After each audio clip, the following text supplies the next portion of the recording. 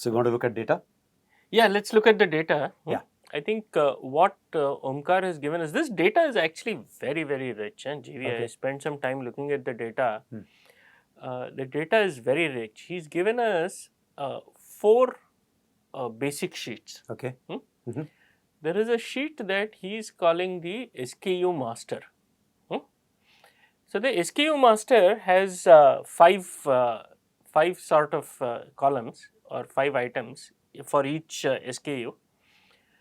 First is it tells you the name of the SKU, M01, M02, F03, so on.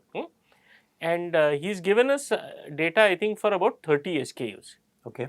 So 10 from M type, so M01 to M10. Mobiles. 10 mobiles. Huh? 10 mobiles. 10 mobiles, correct. 10 FMCG products, so it could be soap, it could be toothpaste, it could be any of these.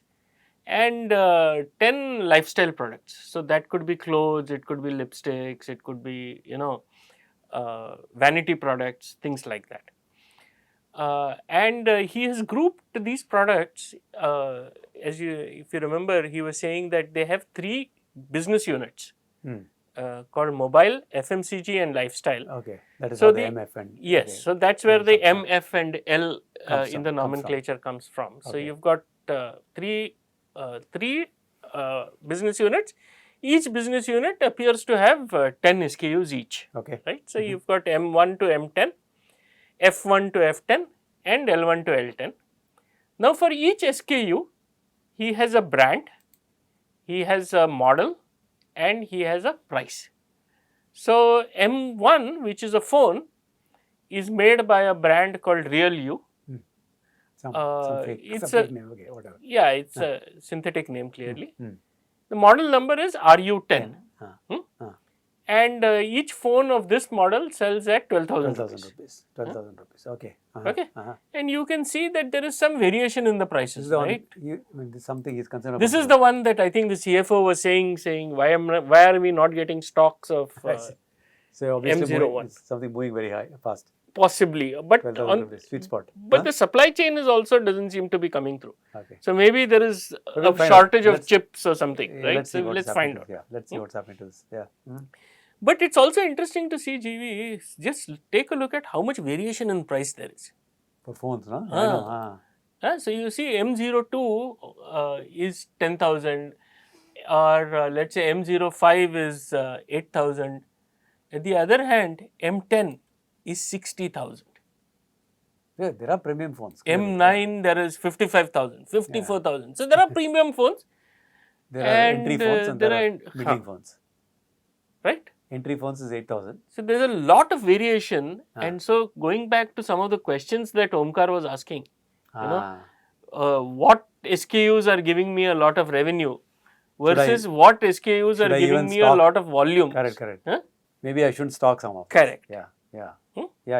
Isn't it? Or I should stock more of some of these. Yeah. Whatever. Correct. Okay. Yeah. So this is the data that he's given us in the form of what he calls the SKU Master. And so one would expect basically that the high revenue ones are M, because the numbers are very big, I'm saying.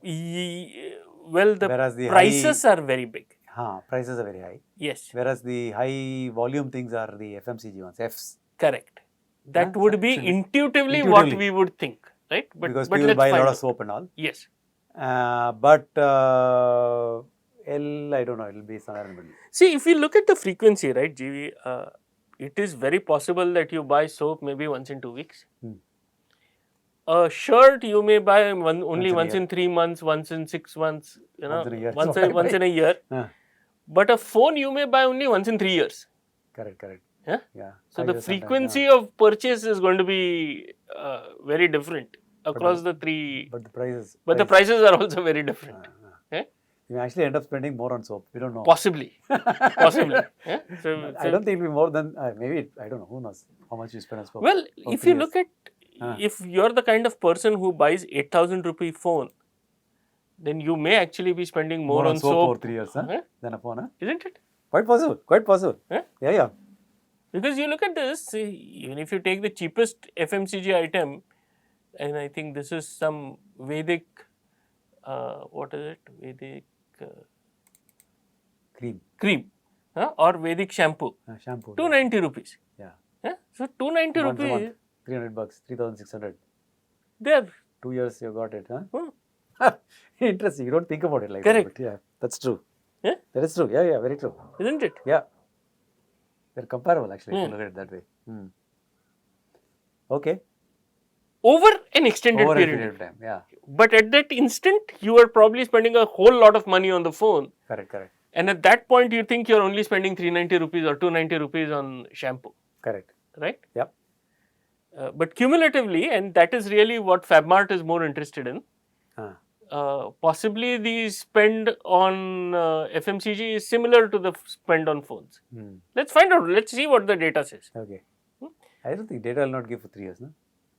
No, we've only got 15 days data. Ah. But one way to look at it, huh? one way to look at it, GV, is to say, I will look at it over 1000 days.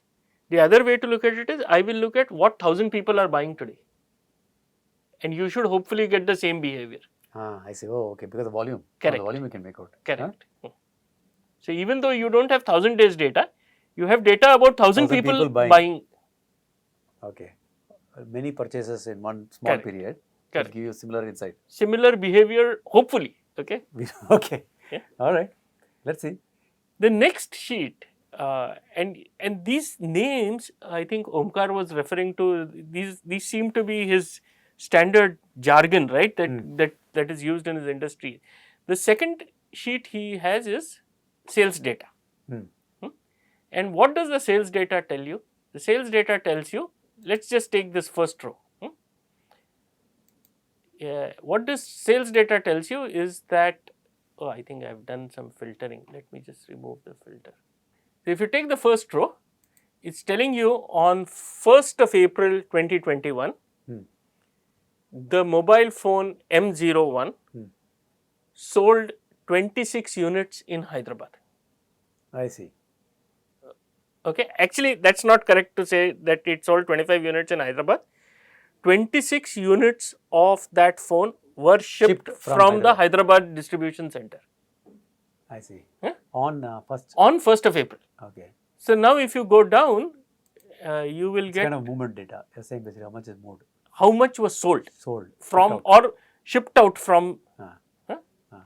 Now if you go down, you will see on 2nd of April, so many units of, so on 2nd of April, so many units of F01, which is probably some shirt or something. 9 units of it were shipped from Madras distribution center. Okay. Yeah. So he's given us for each day, for each city, for each SKU, how many units were shipped of that SKU from that distribution center. Get it, yeah. We know its price, so we can calculate. Okay. The third thing he tells us is what he calls opening stock. So this tells you on 1st April 2021, when I opened my warehouse at 9 in the morning, how many units were there in the warehouse? So what he is telling in each of the warehouses. So what he is saying, on 1st April 2021 at 9 AM, I had 391 units of F01 in Hyderabad. Hyderabad is the mother, so you have a lot. Correct. So he stocked more.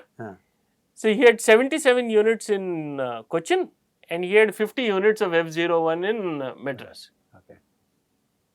And he's given us this data for 30 SKUs. Okay.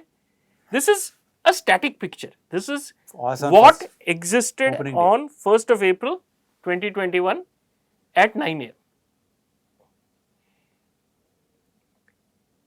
The final sheet that he has given us is a little bit more dynamic. Okay.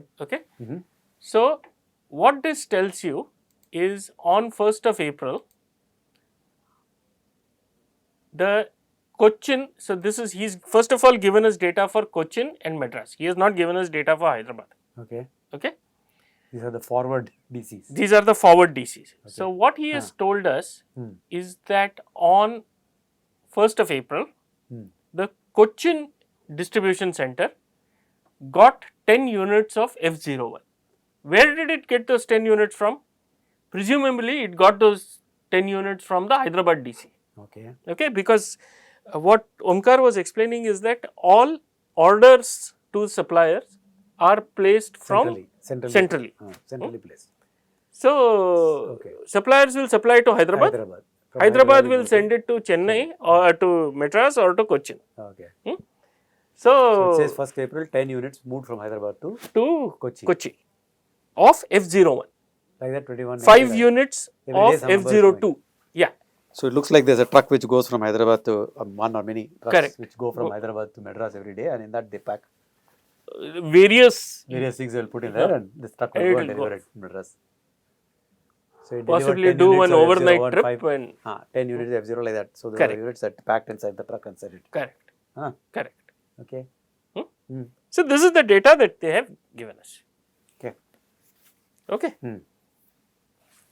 Okay, this finishes that first. There's a lot of data. This one will be how many entries will be there? So like this, there are 15 days. So this is 30, 30 rows, and there are 15 days for each forward DC. So you have 15. for each DC. So 450 per C and 450 for A.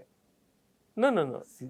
So for each DC, there are 15 columns. And 30 rows. So there are two.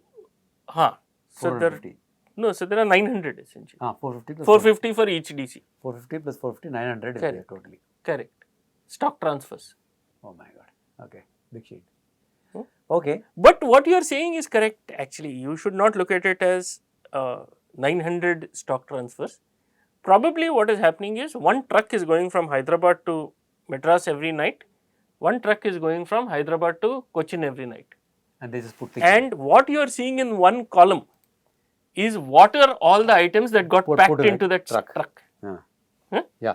That's the source of this data, probably. That's our search must be the source of the data. Correct. Right? Yeah. So 30 trucks moved. 15 trucks went from Hyderabad to Cochin. 15 trucks went from Hyderabad to... One day only one truck was going. In this case. In this case. This data. Yeah.